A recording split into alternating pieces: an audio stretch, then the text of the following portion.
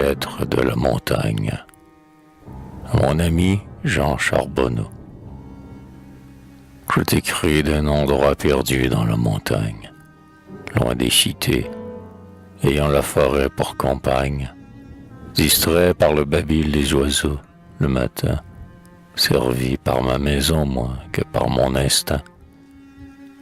Heureux, comme un berger du temps de Théocrite, d'une simple fougère et d'une marguerite.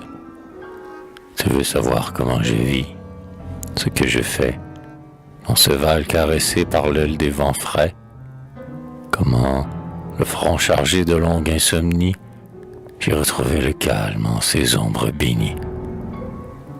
La maison que j'habite est près d'un lac. Les eaux mirent les papillons, les lys et les roseaux. Ma vue au loin s'étend sur des objets tranquilles, sur la courbe des monts qu'allongent les presqu'îles, sur des bouleaux tout blancs, sur des sapins tout verts, sur des ravins gercés par le gel des hivers. Mes jours coulent plus lents de l'aube au crépuscule. Jamais mon horizon n'avance ou ne recule. Si quelque brume vient, jusque sur les vergers, dénouer le fil blanc de ces tissus légers, il me reste le chant des nids qui sont plus proches, les aboiements du chien, les échos des cloches.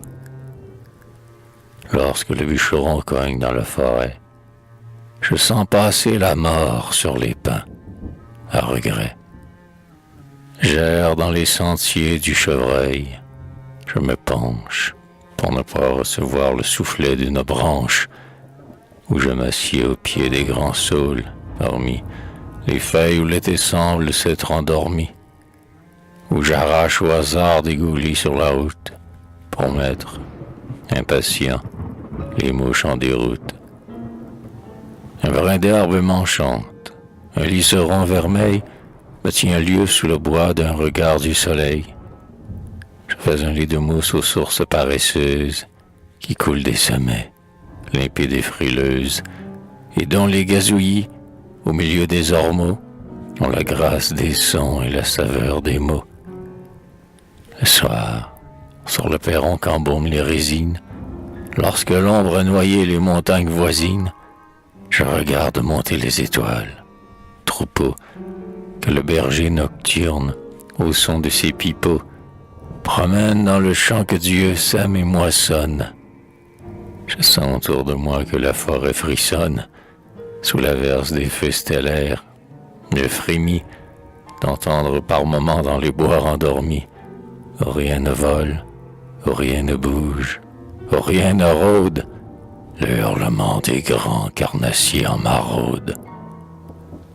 Je me prends à compter les constellations, et quand la lune enfin, dans ses ascensions, se dresse brusquement sur les cimes bleuies, les eaux du lac désert en sont comme éblouies, et ses rayons, traînant sur leur face, me font un pont doré qui me relie au ciel profond.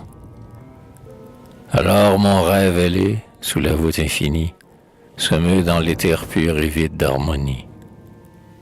Quand le matin s'éveille et quand il s'effrayait, un passage à travers le feuillage mouillé, le val s'anime et c'est l'espoir, et c'est l'ivresse. D'une invisible main tout reçoit la caresse, et le soleil vainqueur, par l'aube libérée, laque d'un rouge vif la colline et le pré. C'est l'heure où mon esprit se raccroche à la terre, où la nature n'offre à l'homme aucun mystère, où les arbres plus lourds de la sève des nuits, dans leurs bourgeons éclos, nous promettent des fruits, où le rythme du lac, du bois, de la montagne, du rythme aérien des branles s'accompagne. C'est que l'âme de grave en elle et de profond, à l'âme qui jaillit des choses correspond. Moments délicieux qui font que l'on prie avec la piété des fleurs dans la prairie. Viens, mon ami, goûter ces moments merveilleux et tu rapporteras dans ton cœur, dans tes yeux, des images que rien n'auront et ne déforment. quand penché sur l'érable et quand penché sur l'orme, tu sentiras en toi l'évanouissement des soucis et des deuils descendre infiniment.